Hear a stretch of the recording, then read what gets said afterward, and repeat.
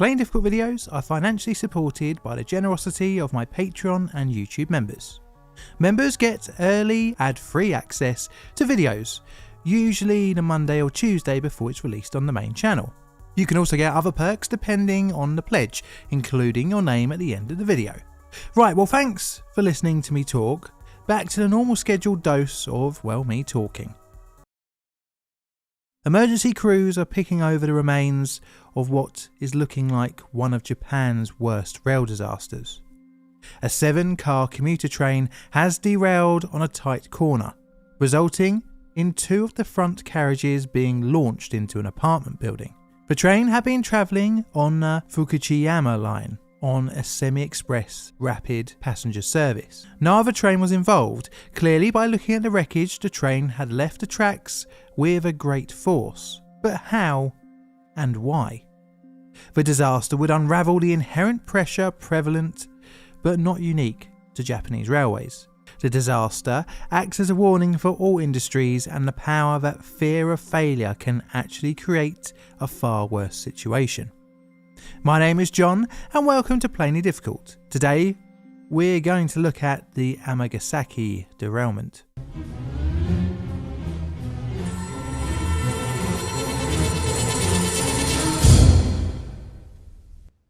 I must admit, as a bit of a train fan, Japanese railways have always been fascinating to me. Sadly, I haven't been able to travel to the country yet to see it firsthand. But the efficiency of the use of the limited track space and smaller track gauge really gets my geeky side going. I mean, just look at their timetabling. Well, there may be some signalling and train protection geeking out in this video. Just a warning before we get started. Background. Okay, so we start with a brief history of the company that operated the fatal train journey in 2005, all the way back to its birth in 1987. This was when the national railway operator, Japanese National Rail, was split up during privatisation. Several new companies were formed to operate their respective area of operations, one of which was JR West, which, unsurprisingly, would operate in the west of the Japanese island of Honshu. JR West was tasked with operating the complex web of lines and interconnected services around the city of Osaka, Japan's third most populous metropolitan area. They also operated trains around Hiroshima, but that's irrelevant for this particular video. Anyways, like in all busy urban rail networks, you have certain pinch points where multiple lines join one another.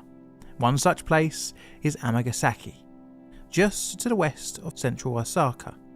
It had been in operation since 1879, mainly as a local stop only, but this would change in 1997 when the station became a busy intersection. The station is where 3 lines intersect: the JR Kobe line, Tokaido Main Line, the JR Takazuka line, and the JR Tozai line. Officially, it is the terminus of the latter 2, but all services actually carry on. For example, a train on the Tozai line would, instead of terminating at Amagasaki, transfer onto the Takazuka line and carry on westwards. Or if travelling on the Takazuka line eastbound, the train would transfer onto the Tozai line to travel out towards the Gakentoshi line on the east. This is what many services do every day, but if I show you on a map, you may see a little bit of an issue here with the topography of the area, particularly to the west eastbound service. In order to reach Amagasaki station, trains need to negotiate a bit of a curve, followed by another curve, in order to be facing in the up eastbound direction. I should also say Japan has a similar line direction nomenclature as the UK, being up in the direction of the datum point and down the way from it. Usually the datum point is the nearest biggest city.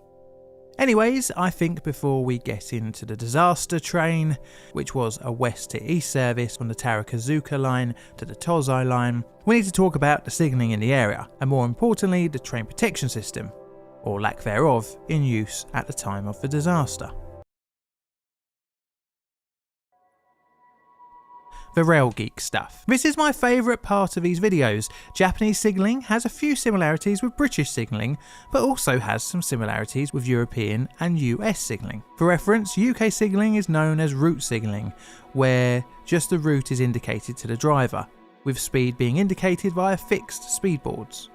The other method is speed signalling, where the signals themselves tell the driver what speed to proceed at. This makes Japan a bit of a hybrid system. But I won't be delving too much into this, just a brief overview as a foundation for the protection systems, as they have proved to be a very important component, or lack of, in the disaster later. Well, as you may or may not know, a large portion of Japanese railways use a smaller gauge than the standard 4 foot 8.5 inches used across the world. It uses a 3 foot 6 inch gauge. This inherently is less stable than standard gauge, and even the Japanese thought this when they built the Shinkansen network to standard gauge specs in the 1960s. So, Japanese signalling uses multiple aspects, which tell the driver not only how far ahead they can proceed, but also at what speed. They use the usual suspects in signalling: red, yellow and green. I'll only cover 3 and 4 aspect signalling here, but there is a lot more depth to than what I'll talk about here. But in 3 aspect, it is proceed for green, caution on a single yellow, and stop is red. 4 aspect has the additional double yellow called speed restriction, which is very similar to the UK preliminary caution. They also have another 4 aspect style, which is green for proceed, yellow over green for reduced speed, yellow for caution, and red for stop. In addition to this, there are also actually speed indicator boards for things like point work and tight curves. For the running line, the signals are known as block signals. These control the block section and are usually controlled by the movement of trains. At stations, there are home signals, which are the final signal before the station. These allow the train to enter station limits. And finally, for the purpose of this video, starting signals. These permit the train to depart the station. In reality, they can be many starting and home signals. To protect trains from the ramifications of operating incidents, a system called ATS is employed. The system, Automatic Train Stop, is designed to stop a train. There are many variants in use all over the JR network, but on the west there were mainly 2 versions: ATS SW, and this system was capable of stopping a train if it passed a signal at danger. This worked by using a transponder on the train and a coil on the track. It had been surpassed in the 1990s by the better ATS-P, which offered protection to trains that were overspeeding in certain areas, with the addition of loops on the track on the approach to tight corners. But neither were installed on the curve at the end of the Takazuka line near Amagasaki, which neatly brings us on to the disaster. The disaster. It is the morning of the 25th of April 2005, and Ryujiru Takami has started his shift. He shunts his train, a 207 series, formed of 2 units, 1 3-car and 1 4-car, out of the depot, arriving at Hanaten station at 6:51 am. There he is met by his conductor for the day. The conductor operates from the rear cab of the 7-car train. They'll be working the train westwards towards Koyobashi and then on to Amagasaki, working as a stopping local service. The train then continued its journey along the curve on the Fukuchiyama line, heading towards the destination city of Takazuka. Just before reaching Takazuka, the train was suddenly stopped by an emergency brake application at roughly 8:53 in the morning. The ATS-P system had intervened due to the driver passing a signal showing a red stop aspect. The train was now late into Takazuka, something frowned upon on the Japanese railway. Quickly, the conductor and driver changed places. Takami, the driver, is now in the up direction cab. At 9:03 am, the train departs on its limited stop rapid commuter service, numbered 5418M. The journey will take them to Doshi-Shame, along the Fukuchiyama line to Amagasaki, and then onto the JR Tozai line, and finally the Gakentoshi line. Shortly after departing, the train overruns one of its station stops at Itami by 4 car lengths. The train was brought to a stand by the driver applying the emergency brake. The train was past its correct stopping mark by roughly 72 metres. The train was partially out of the station, requiring it to be reversed back to the correct stopping location. As such, the service was delayed by roughly 90 seconds, which doesn't sound like much, but the whole journey to Amagasaki only had about 28 seconds of slack in the timetable. Now this incident would require the conductor to report it to the company. Worried, the driver contacted the conductor via the cab-to-cab radio. Bearing in mind this was whilst the train was moving, Takami asked the conductor to not report the incident. During this conversation, a passenger requested help from the conductor, resulting in him putting down the handset. After the station stop at Tatami, roughly 700 passengers were on board. The train loading was typical for a morning rush hour commuter service. Worried of the implications of running late and now potentially the punishment of an overrun, Takami took more power, speeding up the train. He managed to reduce the delay from 90 to 60 seconds. Due to the conductor having to report the overrun, he contacted the JR West dispatcher. The conversation between the conductor and JR West could be heard over the radio in the driver's cab. Hearing this, Takami must have realised the situation and that he was now looking at 2 serious reprimands. The conductor, attempting to do the driver a solid, downplayed the overrun from 72 metres to just 8, but it was too late. The train was heading for the tight right-hand turn. The curve had a speed limit of 70 km an hour, or 43 miles an hour. The train was actually going at 116 km an hour, roughly 72 miles an hour. The driver applied the service brake, but it wasn't enough. As the track turned to the right, the first carriage derailed. The next front 3 cars derailed completely. The first car rammed into a parking lot of an apartment building. The second car hit the wall of the same building, becoming almost completely crumpled by the force of the third and fourth cars coming off the track behind it. The fifth car pushed into the rear of the third and fourth. The final 2 cars of the train stayed upright and still railed. With so many busy carriages crushed into one another, the number of casualties were high. Driver Takami, being at the front, lost his life along with 105 others. Local police estimated that the front carriage was where 43 of the victims had been, followed by 45 in the second, and the remaining of the victims being from the rest of the train. The injured totalled 562, and they will be sent all around the area to different medical centres. The sheer size of the carnage is almost unbelievable to imagine. The clean-up, repair and investigation of the line between Amagasaki and Takazuka stations would take a while, with services resuming on the 19th of June 2005, but with reduced speed limits of 95 km an hour, or 59 miles an hour on the straight section, and 60 km an hour, or 37 miles an hour on the curve. But why was the driver so apparently anxious about running late?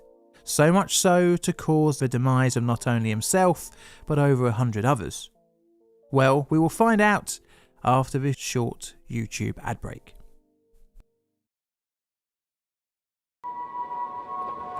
Investigation. So why was he speeding? Why didn't he use the emergency brake? And why was he not aware of the route ahead? Well, seemingly on the face of it, this disaster has a few similarities with the Moorgate crash. A number of incidents leading up to the crash, improper train handling and reckless overspeeding resulting in a bloody death toll. And also like Moorgate, the key witness was amongst the victims. But the differences end there, as we will likely never know the cause of the Moorgate crash, be it suicide or my personal theory of loss of situational awareness caused by microsleep. But with the Amagasaki disaster, Takami's actions seems like he was scared of the ramifications of running late. And in Japan, it sounds a lot worse than meeting with your manager without a cup of tea, followed by an action plan and time with an instructor like you get on UK railways. The thing Takami feared was Nikin Koyiku, in English, day shift education. But why was he scared of it? Well, he had been through his punishment/retraining program before. The day shift education usually ran between 9 o'clock in the morning and 5:45 in the evening at the company offices. It consisted mainly of report writing, but would be undertaken in a room with other employees in an effort to try and shame the driver. Many tasks would be requested on top of the reports, which included longhand copying of work rules, writing lines on a board, apologising to work colleagues, weeding tracks, cutting grass, and tending to flower beds. As an additional punishment, drivers would have their pay cut during the day shift education. They are also required to ask permission to use the toilet and have to follow any instructions given from the educator in charge. Before the disaster, Takami had done 3 counts of day shift education, totalling 18 days, one of which was 10 months before from an overrun of 100 metres. He was clearly struggling with the brutal timetable, leading him to make mistakes, thus leading him to more time on the day shift education. The mounting pressure led him down the path of loss of concentration and situational awareness in a job that can be very unforgiving if the mind wanders. Knowing the punishment he would have received resulted in an attempt of trying to put right the earlier delay. It's common on the railway where drivers get caught up in chasing the timetable, but it is a very risky game to play. Additionally, why did he not use the emergency brake? Well, this ties back into JR West's policies at a time where any use of emergency brake would need to be explained and justified later. Thus, presumably in Takami's mind, would make a bad situation worse with his punishment. Investigators found that a train travelling the curve at any speed greater than 106 km an hour or 66 miles an hour would derail. The disaster was a combination of speed and lack of awareness of the corner. But that's not the whole picture. Aside from the human factors of Takami trying to claw back the delay and getting distracted, the question of protection systems need to be addressed. After all, they are meant to be able to step in when the skin and bone combo, that is a human being, messes up. As I mentioned before, JR West used 2 types of ATS, and on the line in question, the older ATS SW was in operation, although nothing was installed on this particular curve. Even if it was, the system ATS SW would have not been sufficient to protect the curve. Now, what is crazy about this disaster was that the train hit a building off of the railway. It's not hard to see why when looking at it on a map. It's almost like the building was a target at the end of a range. Especially as the straight section of track leading up to it had a speed of 120 km an hour, or 75 miles an hour.